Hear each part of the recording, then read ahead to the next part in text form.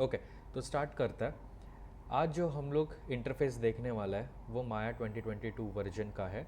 आपके पास अगर कोई भी लेटेस्ट वर्जन हो या फिर कोई भी पुराना वर्जन हो, कोई प्रॉब्लम नहीं आएगा। सारे इंटरफेस में सारे ऑप्शंस आपको वैसे के वैसे ही मिलेंगे। अगर कुछ वर्जन्स में इंफॉर्मेशन नई चेंज हो जाती है तो वो आपको डायरेक्टली इस बॉक्स के अंदर दिख जाएगा, जो होता है हाईलाइटेड सेटिंग्स, और ये आपको हमेशा मिलने वाला है जब कभी भी आप आपके वर्जन को कॉल करोगे। ठीक है, अगर आपको ये हाईलाइटेड वर्जन वाला सेटिंग्स नहीं देखना है, सिंपल हाईलाइट व्हाट्स न्यू के ऊपर आप क्लिक कर सकते हो ताकि वो ऑप्शंस आपको वो हाइड करके प्रोवाइड कर सके।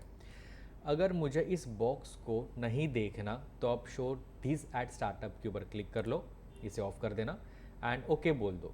मतलब नेक्स्ट टाइम कभी भी अगर आप माया को कॉल करोगे तो वो टाइम पे आपको ये बॉक्स यहाँ पे देखने के लिए नहीं मिलने वाला। ठीक है, मैं अभी फ़िलहाल के लिए इसे ऑन कर रहा हूँ। ओके, एंड अगर आपको इस बॉक्स से बाहर निकलना है तो इसके लिए आपके पास एक तो क्लोज का ऑप्शन आ जाएगा, या फिर इसे ओके बोल देना ताकि ये क्लोज हो जाए। ठीक है, तो आपको इंटरफेस में कौन कौन से पैलेट्स कहाँ पे रखे हुए हैं, उसका नाम क्या है एंड उसका काम क्या होगा, ये सारी चीज़ें हम लोग देखने वाले हैं। तो स्टार्ट करते हैं सबसे फर्स्ट टॉप से। जैसे हर एक सॉफ्टवेयर में अगर आप चेक करोगे तो वहाँ पे आपको उसका मेन्यू बार मिल जाएगा। ठीक है, ये है उसका मेन्यू बार। अब मेन्यू बार में आपके पास मल्टीपल ऑप्शंस आते हैं, लाइक फाइल है, edit, create, select, modify, display, windows, mesh, edit mesh, mesh tools, mesh displace, curve, surface, deforms, UV, generate, cache, Arnold and help.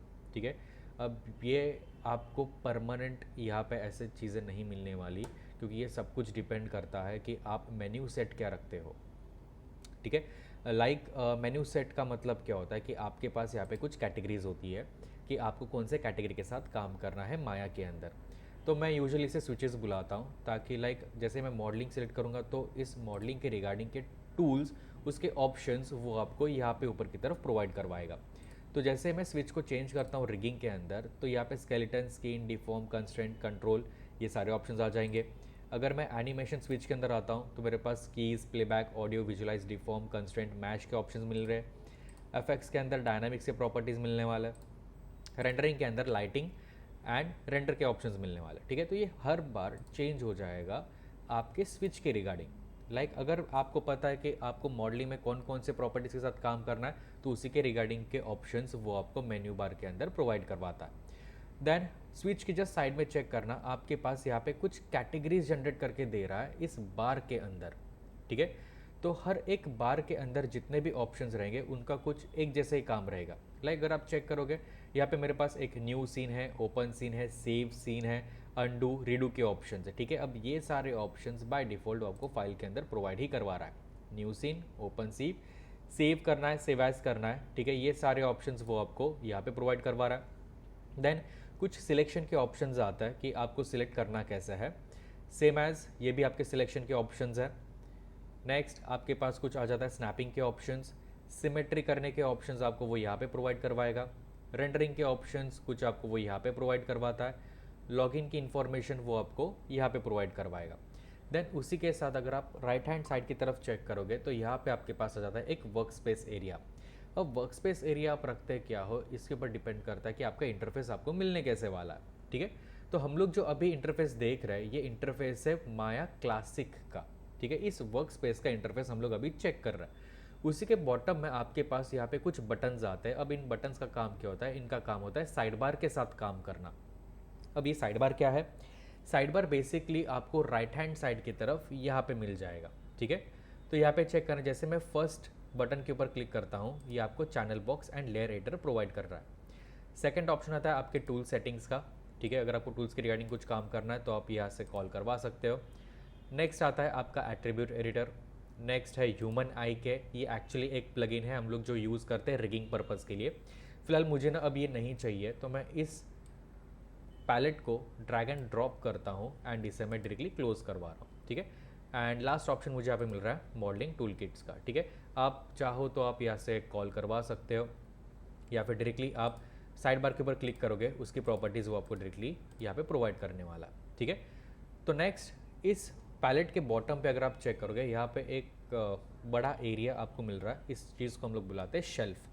तो शेल्फ में अगर आप चेक करोगे, curve surfaces, poly modelling, sculpting, rigging, animation, rendering, FX caching, custom, Arnold, Bifrost, mash, motion graphics and XGen. ठीक है, जैसे हम लोग का नॉर्मल शेल्फ होता है कि हर एक शेल्फ के अंदर ना मल्टीपल टाइप के बुक्स होता है। ठीक है, अब वैसे ही बुक्स आपको यहाँ पे मिल रहे हैं, बस टूल्स के हिसाब से। अगर आपको कर्व सरफेस के साथ काम करना है, पॉली मॉडलिंग के साथ काम करना है, इवन अगर मुझे रिगिंग के साथ काम करना है तो उसके रिगार्डिंग के टूल्स वो आपको यहाँ पे प्रोवाइड करवा देगा। एनिमेशन के टूल्स है, रेंडरिंग के टूल्स है, डायनेमिक्स के कुछ टूल्स आपको यहाँ पे मिल जाएंगे, Arnold, Bifrost, mash, motion graphics, एक्सचेन, ये सारे टैब्स आपके डायनामिक्स के लिए है। ठीक है, एंड ये आपके प्लगइन्स की इंफॉर्मेशन जनरेट करवाता है। ठीक है, अब उसी के लेफ्ट हैंड साइड की तरफ अगर आप चेक करोगे, यहाँ पे आपको मिल जाएगा उसका एक टूल बार। टूल बार में आपके पास कुछ सिलेक्शन के टूल्स मिल रहे हैं। अगर आपको कुछ मूव करना है, रोटेट करना है, स्केल अप स्केल डाउन करना है किसी भी ऑब्जेक्ट को, तो उसके टूल्स आपको यहाँ पे मिल जाएगा। देन बॉटम में आपके पास पैनल लेआउट जनरेट करवा रहा है। अब ये पैनल लेआउट होता क्या है? पैनल लेआउट है आपका ये सेंटर एरिया। ठीक है, लाइक अगर आपको सिंगल पैनल देखना है तो आप सिंगल पैनल देख सकते हो। अगर आपको कॉर्ड में देखना है तो आपके पास 4 विंडोज़ की इंफॉर्मेशन आ जाएगी। अगर आपको 2 पैनल्स देखने तो आप 2 पैनल्स देख सकते हो। ठीक है, एक्चुअल में हम लोग इसे बुलाते हैं व्यू पोर्ट। ठीक है, तो अगर आपको सिंगल व्यू पोर्ट देखना है तो फर्स्ट ऑप्शन यूज़ कर लेना। अगर आपको 4 व्यू पोर्ट्स देखना है, अगर आपको ड्यूअल व्यू पोर्ट देखना है तो आप वैसे व्यू पोर्ट्स को देख सकते हो। एंड वैसे यहाँ पे आपके पास जो लास्ट ऑप्शन आता है, इस चीज़ को हम लोग बुलाते हैं आउटलाइनर। आउटलाइनर होता क्या है? आउटलाइनर का पैलेट आपको वो यहाँ पे प्रोवाइड कर देगा। एंड ये अब काम क्या करता है? आउटलाइनर का काम होता है कि आपके पूरे व्यू पोर्ट पे जितने भी ऑब्जेक्ट्स रहेंगे सबकी लिस्ट वो आपको यहाँ पे प्रोवाइड कर देगा। सिर्फ ऑब्जेक्ट्स की ही नहीं, आप कोई भी चीज़ जब व्यू पोर्ट के ऊपर लेकर आओगे उसकी इन्फॉर्मेशन वो आपको आउटलाइनर ही प्रोवाइड करने वाला है। ठीक है, मैं फिलहाल इस ड्यूल व्यू पोर्ट के साथ काम नहीं करना चाहता हूँ, तो मैं यहाँ पे सिंगल पैनल यूज़ कर रहा हूँ। ठीक है, तो व्यू पोर्ट में आपके पास कौन सी इन्फॉर्मेशन मिलती है? व्यू पोर्ट पे आपके पास मिलता है सेंटर पे एक ये ग्रिड। एंड इस व्यू पोर्ट के ऊपर की तरफ अगर आप चेक करोगे, यहाँ पे आपके पास कुछ बटन्स, कुछ ऑप्शंस प्रोवाइड किया जा रहा है। ठीक है, इस चीज़ को हम लोग बुलाते हैं पैनल इन्फो। ठीक है, अगर आपको पैनल इन्फो ये नाम याद नहीं रखना है तो आप इसे व्यू पोर्ट ऑप्शंस बोल सकते हो। ठीक है, अब इसका काम क्या होता है? इसका काम सिर्फ ये होता है कि आपको उन चीज़ों को व्यू पोर्ट के ऊपर देखना कैसा है। अगर वो कोई भी ऑब्जेक्ट हो तो वो ऑब्जेक्ट को देखना कैसा है, ये सारी चीज़ें आपका व्यू पोर्ट पैनल बता देगा। ठीक है, एंड ये सिर्फ देखने के लिए है, इसका फाइनल रेंडर के साथ कोई लेना देना नहीं। ठीक है, ओके। देन व्यू पोर्ट के बॉटम की तरफ अगर आप चेक करोगे, यहाँ पे आपके पास मिल जाता है उसका टाइमलाइन। टाइमलाइन के बॉटम की तरफ आपके पास है उसका टाइम रेंज। अब आपको टाइमलाइन का ड्यूरेशन कितना रखना है वो आपको टाइम रेंज ही प्रोवाइड करेगा। ठीक है, मैं अभी इसमें नहीं जा रहा हूँ, ये हम लोग एनिमेशन के टाइम पे टाइमलाइन के साथ काम कर देंगे। ठीक है, अगर मुझे व्यू पोर्ट के साथ कुछ मैनिपुलेशंस क्रिएट करने, लाइक अगर मुझे व्यू पोर्ट को कुछ मूव करना है तो उसके लिए मैं alt middle mouse button press करके ड्रैग करूँ तो ये आपको पैनिंग क्रिएट करवाएगा। ठीक है, वापस एक बार बताता हूँ, अगर मुझे व्यू पोर्ट को पैन करना है तो मैं उसके लिए अल्ट बटन प्रेस कर रहा हूँ and middle mouse button press करके ड्रैग करवा रहा हूँ। ठीक है, मैंने अभी तक कोई बटन रिलीज़ नहीं किए। तो अगर आपको पैनिंग करना है तो आप पैनिंग करवा सकते हो। अगर मैं अल्ट प्रेस करता हूँ and left mouse button click and drag करूँ तो ये आपको एक रोटेशन मूवमेंट प्रोवाइड करवाएगा। ठीक है, याद रखना ये व्यू पोर्ट का रोटेशन है, किसी ऑब्जेक्ट का नहीं। देन अगर मैं सिर्फ सिंपल स्क्रॉल अप करता हूँ तो ये आपको जूम इन प्रोवाइड कराएगा, स्क्रॉल डाउन करूँ तो ये जूम आउट प्रोवाइड कराएगा। ठीक है, लेकिन अगर आपको थोड़ा सा smoothly zoom in zoom out करना है तो वापस मैं अल्ट प्रेस करता हूँ and right mouse button click and drag. ठीक है, ये थोड़ा सा सॉफ्ट प्रोवाइड करवा रहा है। वापस एक बार, अगर मैं alt left mouse button click and drag करूँ तो ये आपको रोटेशन प्रोवाइड करने वाला है। अगर मैं alt middle mouse button click and drag करूँ तो ये पैनिंग करवाएगा। अगर alt right click and drag करूँ तो ये जूम इन जूम आउट कराएगा। एंड सेकेंड ऑप्शन, अगर आप simple scroll up and scroll down करोगे तो ये जूम इन जूम आउट होगा। ठीक है, तो आज बस इंट्रोडक्शन में इतना ही। इंटरफेस में हर एक ऑप्शन का काम क्या क्या होगा ये सारी चीज़ें मैं आपको इन डिटेल्स में बताने ही वाला हूँ।